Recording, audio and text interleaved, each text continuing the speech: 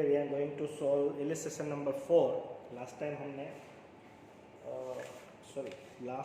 हमने थर्ड और फोर्थ कर दिया था. Fifth we are going to solve today. Fifth में आपको ट्रांजेक्शन दिए गए हैं और 2 कॉलमनर ही है वो. कैश बुक बनानी है हमें और 2 कॉलमनर कैश बुक बनानी है. इलिस्ट्रेशन नंबर 5 4 हमने कर लिया था और कैश बुक 2 कॉलमनर ही चल रही है अभी. 3 कॉलमनर अभी नहीं होगी.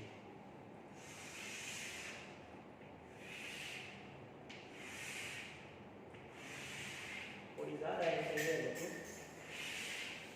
ईजी है.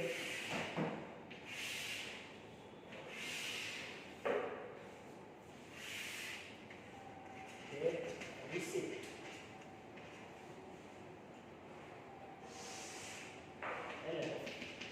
पहले बैंक और फिर cash.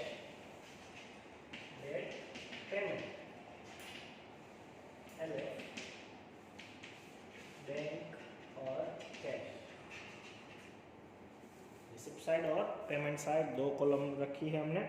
Okay. Cash balance and bank balance दोनों दी है तो कैश और बैंक दोनों कॉस्ट 2 बैलेंस लिख लेते हैं.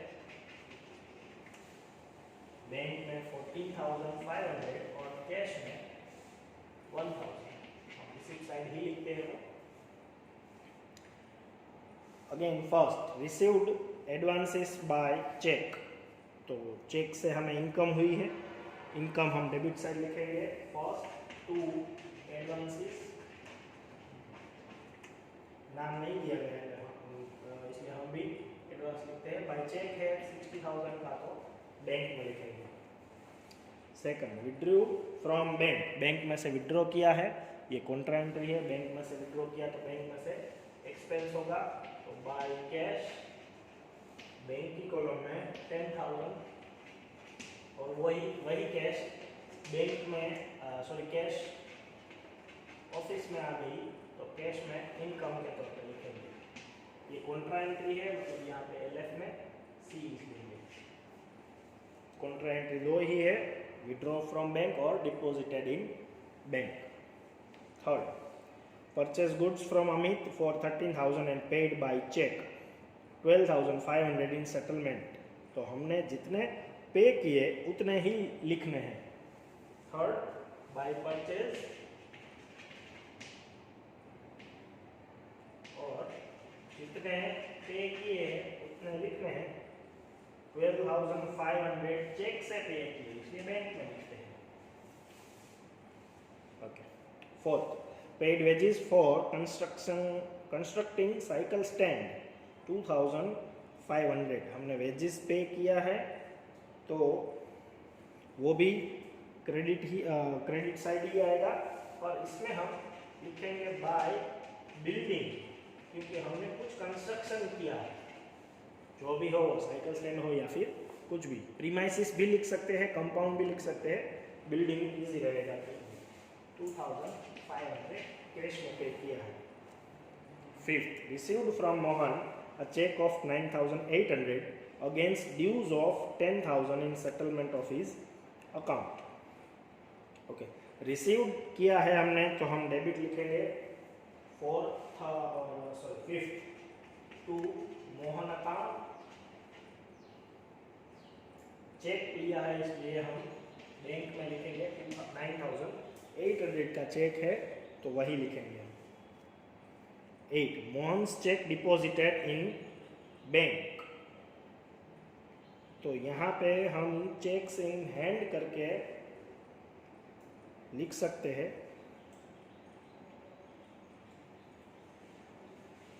8 चेक्स इन हैंड करके हम लिखेंगे मोहन का 9,800. यहाँ पे चेक्स इन हैंड करके भी लिख सकते हो और मोहन लिखा तो भी सही रहेगा लेकिन मोहन लिखो तो अच्छा रहेगा. Okay. 14 purchase stationery for cash. Credit side 14 by stationery. Cash में 1,500. January 14 cheque of Mohan return unpaid. Cheque Mohan का चेक जो है वो रिटर्न हो गया मतलब 9800 की हम रिवर्स एंट्री कर देते हैं। कोई भी चेक अगर डिपॉजिट किया हो, रिटर्न हो गया हो, तो उसकी रिवर्स एंट्री हो जाती है बाय मोहन अकाउंट 9800 बैंक में चेक रिटर्न किया है इसलिए। ओके, 16 ब्रॉट गुड्स 6000, तो गुड्स हमने परचेज किया है तो वो भी क्रेडिट साइड होगा। 16 बाय परचेज, कैश में 6000, चेक का नहीं बोला गया है इसलिए कैश में। 19 issue cheque to Shyam, discount received from him 300। Cheque कितने का इश्यू किया है? 3700, तो वही लिखना है credit side 19 by Shyam account 3700 का चेक है इसलिए बैंक। हमें डिस्काउंट कहीं पे नहीं लिखना है। हम पहले भी ये सॉल्व कर दिए था कि डिस्काउंट हमें कैश में नहीं मिलता है, सिर्फ अमाउंट लेस होती है, इसलिए डिस्काउंट हम कहीं पे नहीं लिखेंगे। एक्चुअल पेमेंट या एक्चुअल रिसिप्ट जो भी हो वही लिखना है। ओके उसके बाद 20 ड्यू फ्रॉम बैंक, हमने बैंक में से विड्रॉ किया तो बैंक में से एक्सपेंस हो गया। 20 बाय कैश, बैंक की कॉलम में 3000, और यही कैश हमारी ऑफिस में आया तो हम यहाँ पे लिखेंगे टू बैंक, और कैश की कॉलम में 3000 क्योंकि कैश हमारी ऑफिस में ही आया। ये भी कॉन्ट्रा एंट्री है तो सी लिख देते हैं LF में। Okay 22 cash drawn from bank for personal use 2000, हमने पर्सनल यूज के लिए कैश विड्रॉ किया है तो ड्राइंग्स होगा वो क्रेडिट साइड बाय ड्राइंग्स लिखेंगे। कहाँ से विड्रॉ किया है? बैंक में से, तो बैंक की कॉलम में लिखेंगे 2000।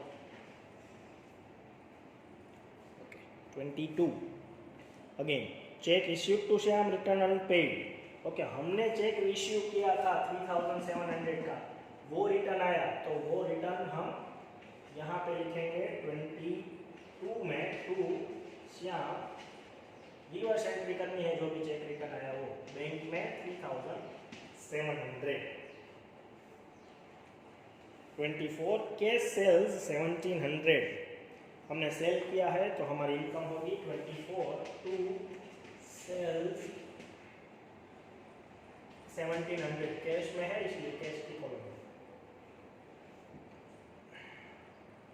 27 received from Rakesh 18000, discount allowed 500, हमने एक्चुअल 18000 रिसीव किए हैं तो हम वही अमाउंट लिखेंगे टू राकेश, कैश में 18000, डिस्काउंट हम कहीं पे लिखते नहीं है, ये अमाउंट लेस ही होती है सिर्फ।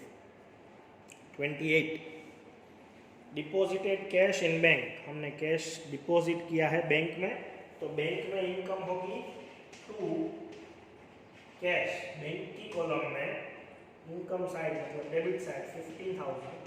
अब ये कैश हमारी बिजनेस में से गई है तो हम क्रेडिट भी लिखेंगे बाय बैंक 15000 कैश में। ये भी कॉन्ट्रा एंट्री हो गई, डिपॉजिट की है इसलिए।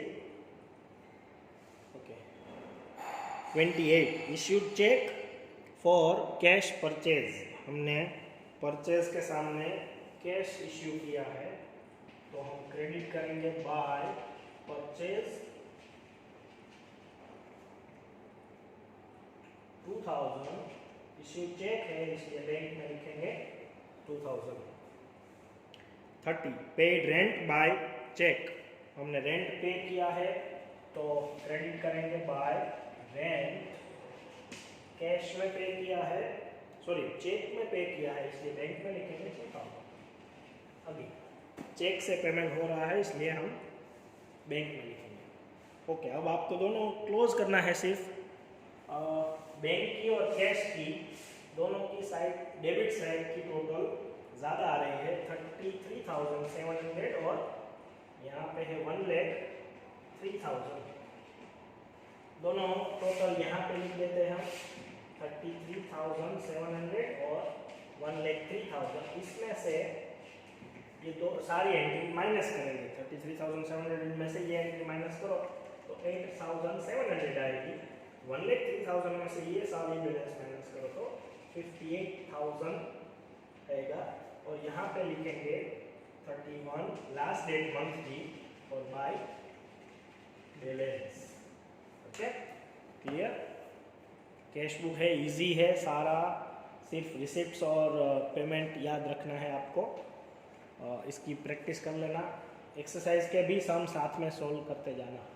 Okay, thank you.